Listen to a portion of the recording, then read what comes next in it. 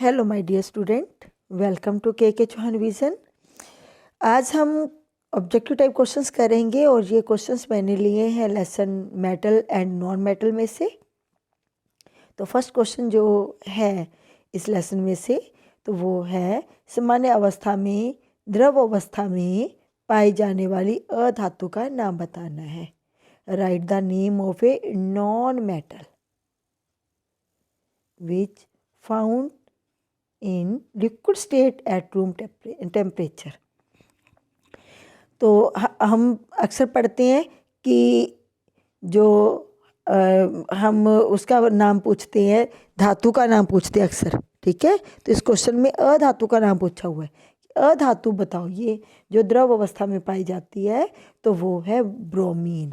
जबकि हम अगर मेटल्स की बात करते हैं तो मेटल्स में सभी जो मेटल्स हैं ना वो ठोस मिलती हैं, ठीक है। ओनली एक मेटल है, उसका नाम है मरकरी, ठीक है। मरकरी जो है वो लिक्विड स्टेट में मिलती है। तो ये जो अधातुएं हैं वो तीनों स्टेट में मिलती हैं, सॉलिड, लिक्विड एंड गैस, ठीक है। पर लिक्विड में जो एक इस चार दी हुई हैं, ये चारों बाकी तो गैस की है फॉर्म में, और यही ही है एक अधातु जो लिक्विड में मिलती है, ठीक है जी। अगला क्वेश्चन आ गया, उभयधर्मी ऑक्साइड क्या होते हैं? तो इसको हम इंग्लिश में बोलते हैं एम्फोटेरिक ऑक्साइड्स।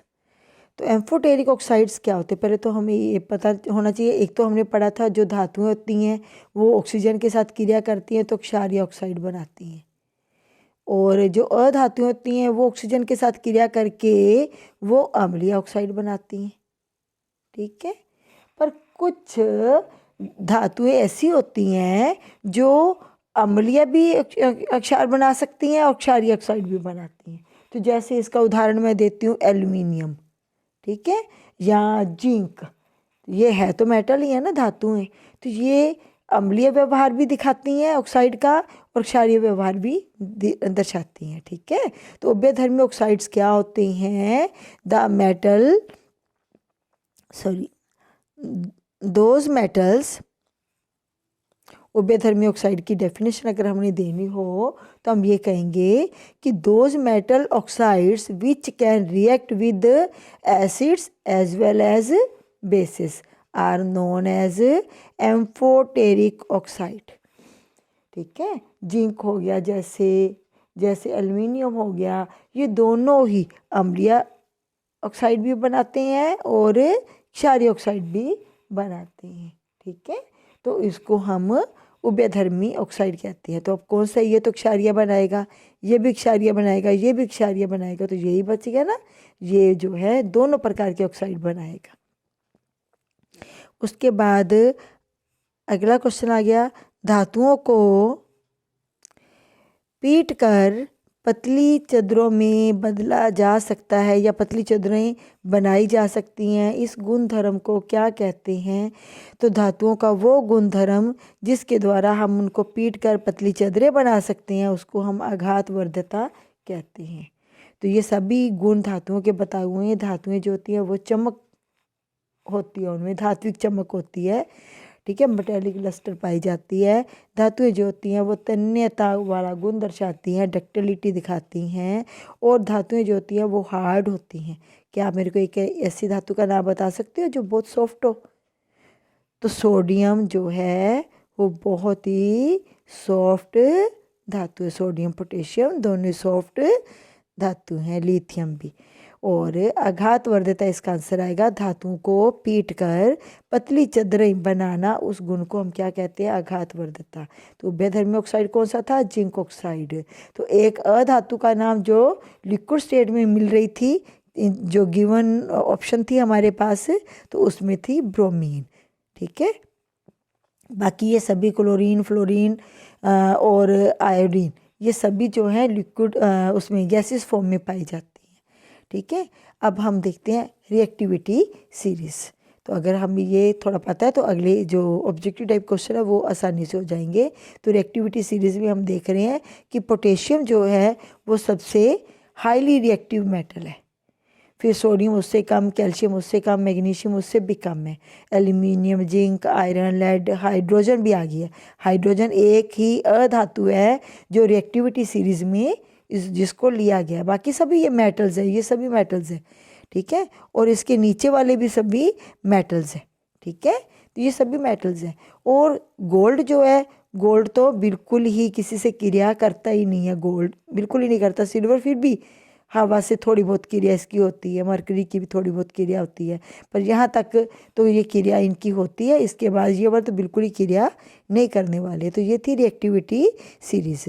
तो रिएक्टिविटी सीरीज में मैंने आपको बताया कि एक ही अधातु है और उसका नाम क्या है, हाइड्रोजन, जो रिएक्टिविटी सीरीज में पाई जाती है। बाकी सभी अधातु हैं, सभी धातुएं हैं, एक ही ये अधातु है, ठीक है। तो सबसे ज़्यादा क्रियाशील धातु हमें कौन सी मिल रही है, पोटेशियम मिल रही है।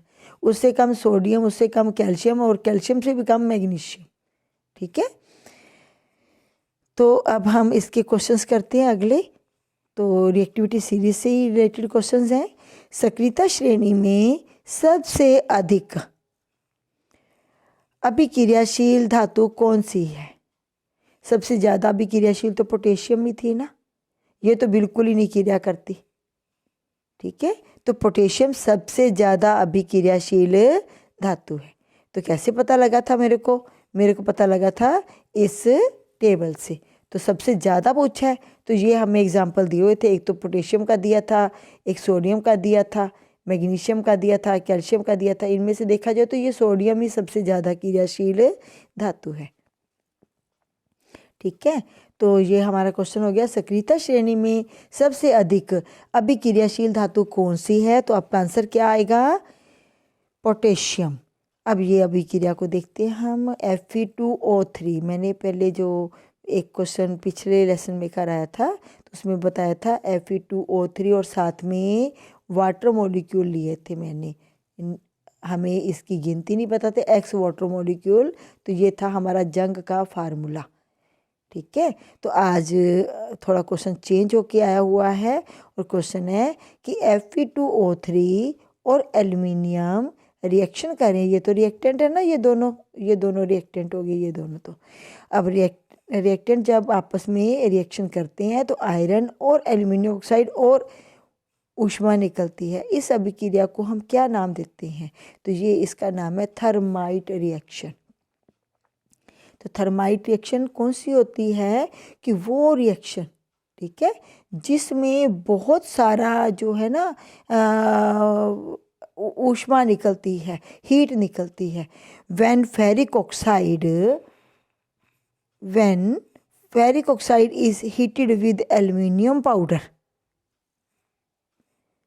when ferric oxide is heated with aluminium powder, the reaction is highly exothermic. Such type of reaction is known as thermite reaction. अगला क्वेश्चन आ गया हमारा इसमें, यशद लेपन में किस धातु की परत चढ़ाई जाती है। तो यशद लेपन में हम जिस्त की परत, जिंक जिसको हम कहते हैं, उसकी परत चढ़ाई जाती है, ठीक है। तो ये था हमारे शॉर्ट क्वेश्चन से ऑब्जेक्टिव टाइप। तो हमने मेटल नॉन मेटल में से लिए हुए हैं। इसके साथ ही अब मैं आपको कराऊंगी कुछ रिक्त स्थान, ठीक है, वो भी इसी लेसन में से है। इस टेबल को और जो क्वेश्चंस हमने किए हैं उनको मिलाने से हम करेंगे क्वेश्चन।